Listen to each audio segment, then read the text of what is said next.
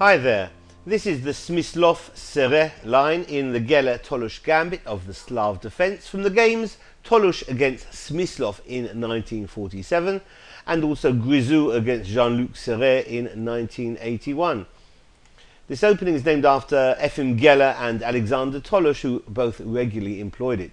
d4 and d5, c4, the Slav defence with c6, knight c3 is met by knight f6 and knight f3. Rather than play a move like e6, semi-Slav, which can invite to the Botvinnik system with bishop g5, black can take immediately on c4. It allows white to gain a great control of the centre with e4, which releases the king's bishop that wants to capture back the pawn on c4, so b5 defends, and white presses on with e5, white a pawn down with an initiative. The black knight from f6 jumps to the hole in d5, and in this position a4 is the lead candidate move for white. Also worth considering are the moves knight g5 and quiet move played by Nicholas Pert, bishop to e2.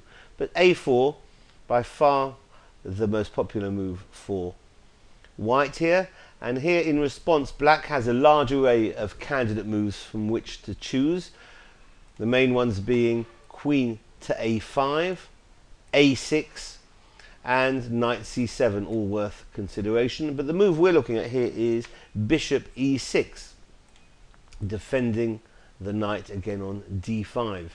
So white continues a takes on b5, and if c takes on b5, then white gets the pawn back with knight takes on b5. So black, to stay ahead, is going to take on c3 first. Knight takes c3, b takes c3, and now c takes on b5.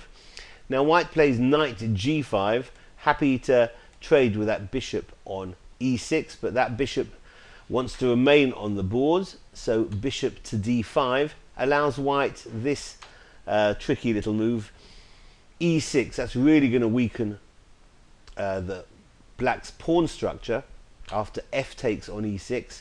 Now queen g4, the queen enters into the fray, and amongst other things the pawn on e6 is targeted.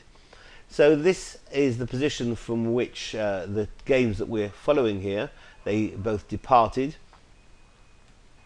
The game Grizou against Jean-Luc Seret went with queen d7 here. Smyslov chose an inferior line with h5 against Tolush, where Tolush played queen to f4, and after queen d6 white gets in queen to f7 and king d7, and in this line in fact white is doing very well. However, he went on to lose against former world champion Smyslov. Instead of h5, queen d7 was played by Seret, and that's an interesting line because it encourages perhaps white to go for the knight takes on h7, this trappy idea. So knight takes on h7 is not met by rook takes h7 because queen to g6 is checked and going to pick up the rook. Black, however, can play e5, offering an exchange of queens, but white obviously declines that. Queen to g6 allows the bishop back to f7, and now knight takes on f8, hitting the black queen as well.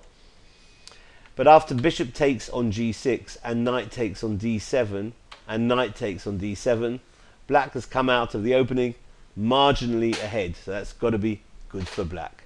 So this has been the Smyslov Seret line in the Tolush Gambit of the Slav. Thanks for watching. Bye bye.